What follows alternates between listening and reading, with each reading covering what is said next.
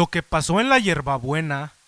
es el clásico relato rural de personas que, aprovechando su facilidad de palabra, engañan gente humilde haciéndoles creer en milagros para así obtener ganancias de diversa índole. La historia que aquí se relata inicia un 7 de agosto de 1919 en el entonces rancho de la Hierbabuena, municipio de Villagrán, Tamaulipas, con el nacimiento de Cayetano Hernández Rivera, quien junto con su hermano Santos, nacido un 15 de febrero de 1923 en el mismo lugar, iniciaron años más tarde una secta cuyos integrantes serían abatidos por el ejército y la policía tamaulipeca. En noviembre de 1957, Cayetano Hernández había encabezado a un grupo de campesinos de la Hierbabuena que solicitaron al gobernador de Tamaulipas, Norberto Treviño Zapata, tierras ejidales en el lugar, petición que les fue concedida el 28 de julio de 1960. Años después, y valiéndose de su poder en la comunidad, ideó junto a su hermano Santos un plan maestro para estafar a los vecinos, haciéndose pasar por sumos sacerdotes de una mezcolancia de doctrinas que prometía entregarles un tesoro oculto en las montañas, a cambio de que la gente les diera sus posesiones y los alimentara a cuerpo de reyes. La gran mayoría de los habitantes aceptó pagar el tributo económico y sexual que los Hernández les exigían, y así comenzó una secta, cuyos primeros pasos se dieron en las montañas que bordean el valle donde se ubica la Hierbabuena.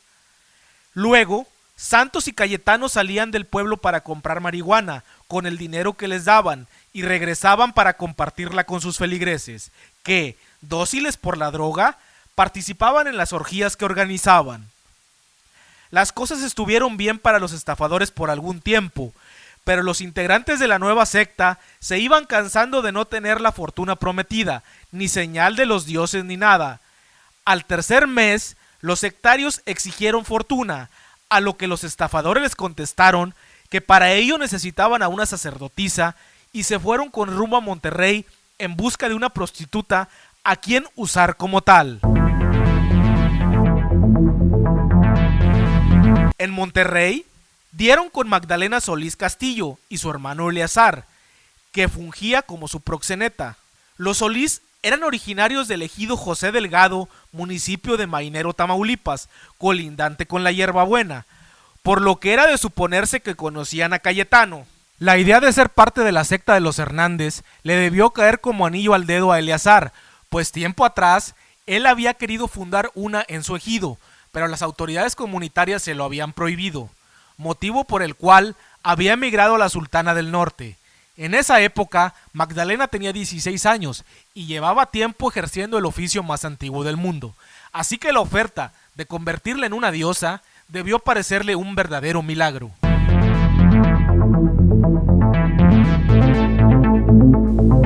Si a los Hernández les gustaba el sexo, a Magdalena la enloquecía, así que exigía su tributo sexual a todas horas, organizaba orgías a las que no se podía faltar.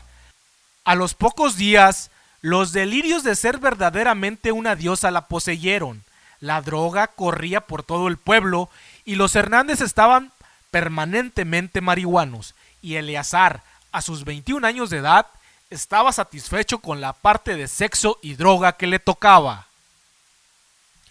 Algunas semanas después de la llegada de Magdalena, un par de jóvenes de la comunidad, hartos de los abusos, externaron su deseo de salirse del culto de la diosa y fueron llevados ante ella, quien, completamente intoxicada por la marihuana y el peyote que consumían, los mandó linchar. El miedo a ser sacrificados paró en seco cualquier tipo de protesta por parte de la comunidad. El viernes 31 de mayo de 1963, a temprana hora, el patriarca de los fanáticos, Cayetano Hernández, fue asesinado de un escopetazo que se le disparó a mansalva. Los creyentes que aceptaban sus estrafalarios ritos como cosa divina y le llamaban el dios, y noche a noche se congregaban en un paraje solitario para bailar en derredor de la hoguera,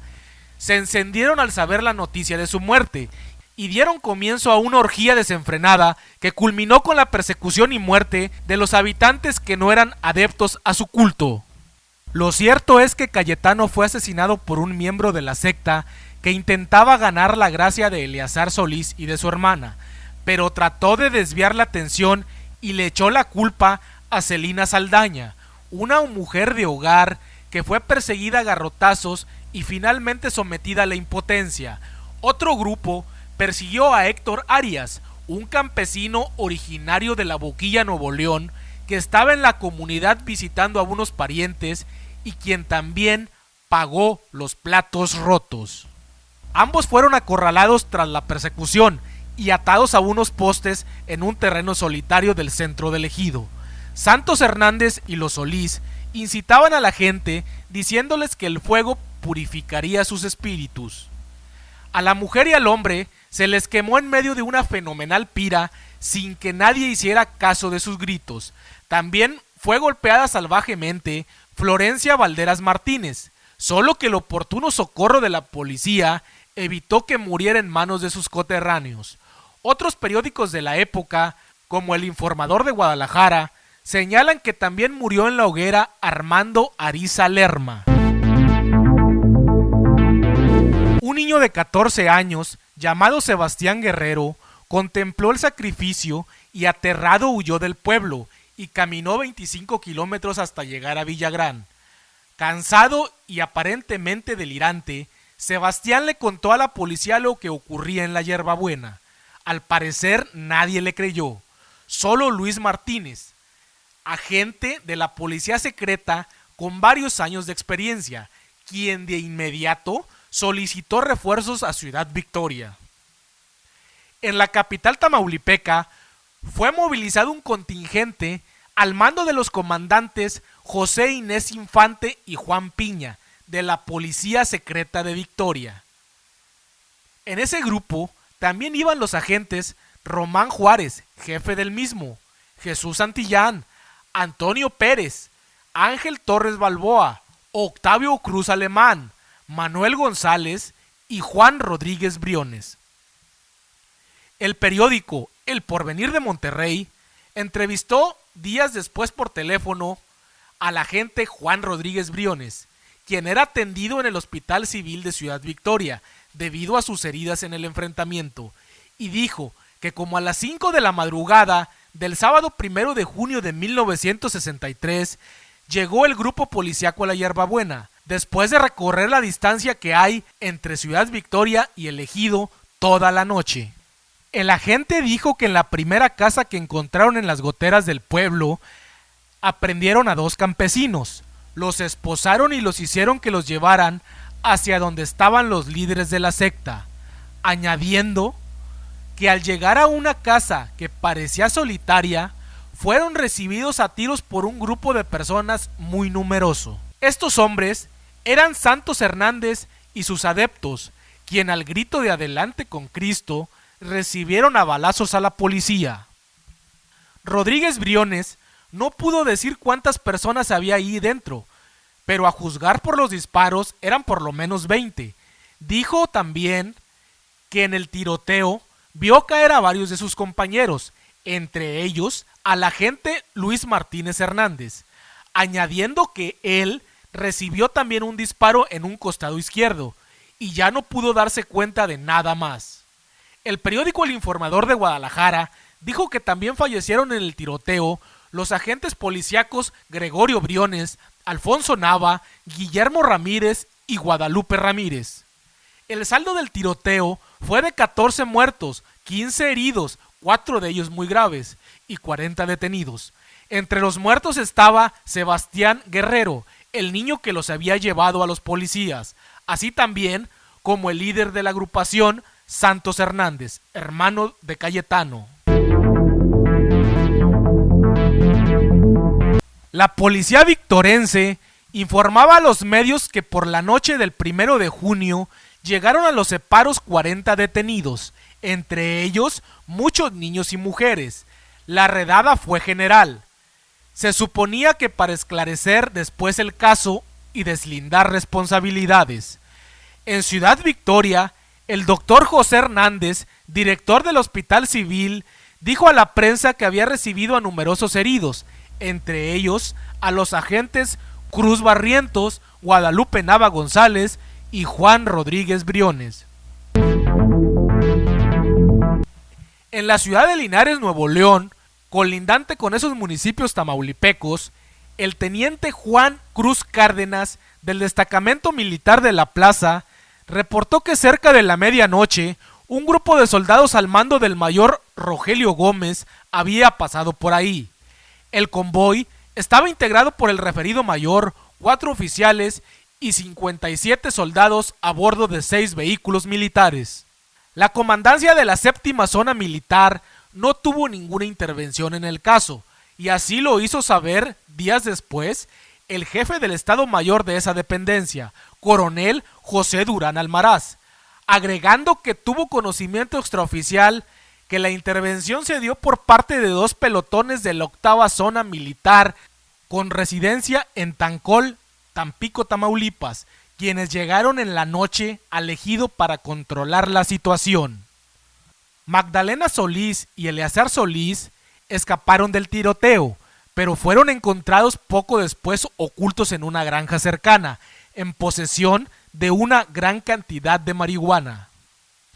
El 6 de junio salieron más elementos de Ciudad Victoria para reforzar a la policía rural de los municipios de Mainero y Villagrán, en la búsqueda de algunos de los implicados, pues se sabía que la doctrina de los Hernández se había esparcido a las comunidades aledañas. También trataban de localizar la cueva en la que se aseguraba se habían llevado a cabo los sacrificios humanos y entierros clandestinos. Por su parte, en la capital de Tamaulipas eran dados de alta del Hospital Civil los agentes de la policía Cruz Barrientos y Jesús Rodríguez Briones. Gran parte de las mujeres, hombres y niños que fueron detenidos en la Yerbabuena después del enfrentamiento a tiros con la policía fueron liberados el día 5 de junio de 1963, pero la mayoría se negó a regresar al ejido, creando así un problema más para las autoridades, que los alojaba y mantenía desde su detención. Sobre el destino de los hermanos Solís se sabe poco.